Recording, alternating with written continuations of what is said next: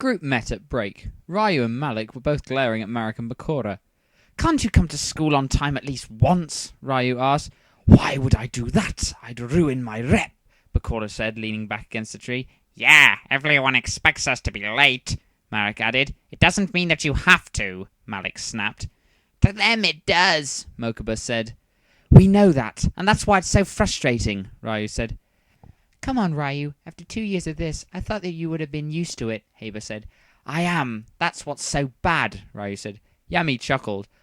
"I think we would all have heart attacks if they ever made it to school on time," Yami said. Bakura smiled. "See, Ryu, everyone expects us to be late. No need in disappointing them," Bakura said. Ryu sighed. "You'll never be on time, so I don't know why I bother," Ryu said. "So, we doing anything after school?" Joey asked. "Well, 2 of us have to go home after school and help Grandpa," Yugi said. "He wants your help?" Joey asked. "Yeah," Yugi said. "The rest of us could do something," Bakura said. Seto glanced up at his laptop. "Yugi, your admirer's watching you in a rather jealous way," Seto said. Yugi, who'd been looking over his notes for his math test, looked up from where he was in Yami's lap and said, "What?" "Tyler, he's watching, and he looks pissed," Seto said. "Like I care," Yugi said, turning his attention back to his notes. "He hasn't done anything, right?" Yami asked. "No, Yami. Just as usual, when you're going to realize Yami is the ring guy for you and I am speech," Yugi said. "I would have thought that guy would have given up by now. It's been, 6 months since he started trying?" Bakura asked. 7, Yugi said. "That guy is stubborn," Tristan said. "He's more annoying than anything," Yugi said. "Well, at least the only class you have with him is history," Ryu said. "I am very thankful for that," Yugi said. "When you're going to threaten him, Yami?" Bakura asked. "As soon as Yugi says I can," Yami replied. "Yami, we've been over this. There's no reason for you to threaten him because there's no chance he's going to win me over. The guy is a womanizing, chauvinistic bastard who doesn't like being told no," Yugi said. "Hard to call him womanizing when he goes after boys just as much as he does girls," Serenity said. "You get my point. I'd have to have amnesia to want to go out with him," Yugi said. "Epic foreshadowing!" The bells soon rang. Everyone headed to their own classes. Yugi, Ryu, and Taya all arrived at where they ate lunch first. "Man, that was a hard math test," Ryu said. "No kidding. I had to work my brain out big time. I hope I can think in my last classes," Taya said. Yugi said nothing. "What did you think, Yugi?" Ryu asked, already knowing the answer. "Well, I didn't think it was that bad," Yugi said. "You wouldn't," Taya muttered. The group sat down and waited for their friends to show up. "Hello, Yugi." Yugi turned around and mentally groaned when he saw Tyler. "What do you want?" Yugi asked. "I wondered if you wanted to eat lunch with me and my friends," Tyler said. "Tyler, I do not want to eat lunch with your Neanderthal friends. I'd rather eat with my boyfriend and friends. Now leave me alone," Yugi said. "I'd be much better company," Tyler said. "Tyler, if you don't leave my boyfriend alone, I swear that you're going to end up in traction." Tyler turned to find himself staring into Yami's anger-filled eyes. Tyler found himself unwilling to challenge him, given the fact that Yami's crimson eyes were burning with such hatred. "Yugi will see that I'm better for him and come to me," Tyler said before walking off. Angered by those words, Yami started to go after him, but he was held back by Yugi.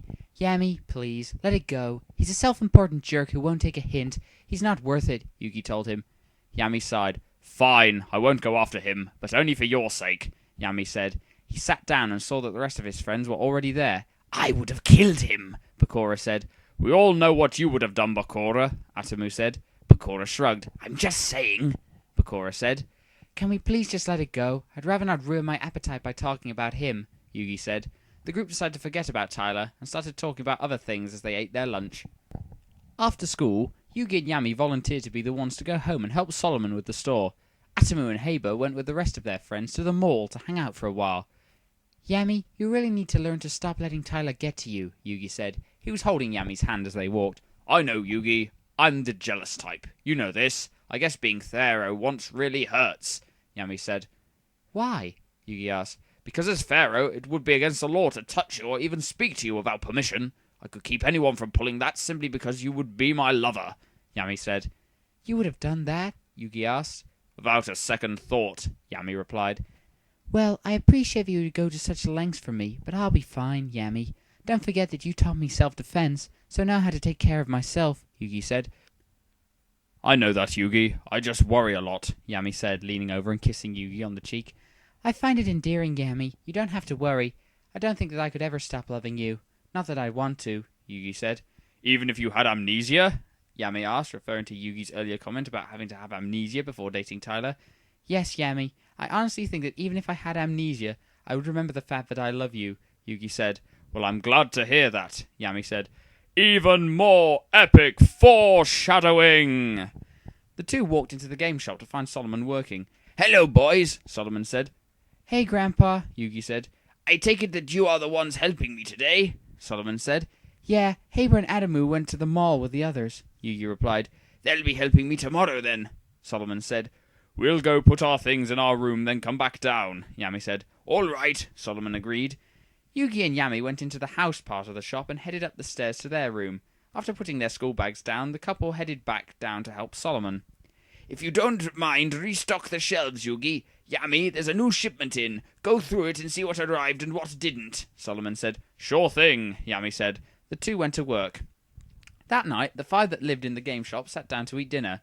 So, how was school today? Solomon asked. It was fine, Yugi said. Yeah, Yugi probably aced another math test, Haber said. I just had the test today, Haber. I don't know how I did, Yugi said. You always ace your math tests, Yugi, Atamu said. Actually, you ace all your tests, Solomon said. Yugi blushed. It's because I pay attention in class and study hard, Yugi said. We do that too, but we don't do as well as you, Atamu said. It's the truth, Aibu. I honestly think that you're a genius, Yami said. Please don't tell Seto that. He's mad enough that I'm the one that holds the title King of Games. I don't need him getting upset that I'm as smart as him too, Yugi said. He probably already knows, Haber said. There isn't any proof to back it up, though. I don't need the proof. He'll really be pissed then, Yugi said. Probably, Atamu agreed. After dinner, Haber and Atamu washed the dishes. Yugi was studying at the desk while Yami was lying on their bed reading a book. The room did have two beds, but the two always slept in the same bed. What are you studying, Yugi? Yami asked. Chemistry, Yugi answered. Do you have a test? Yami asked. Friday, yeah. I want to be prepared. Chemistry is the hardest subject that I have, Yugi said. And yet you make straight A's in it, Yami said. Yeah, but I have it understand it to help Joey and Tristan in the class, Yugi said. Yami laughed. Yeah, and they make only C's, Yami said.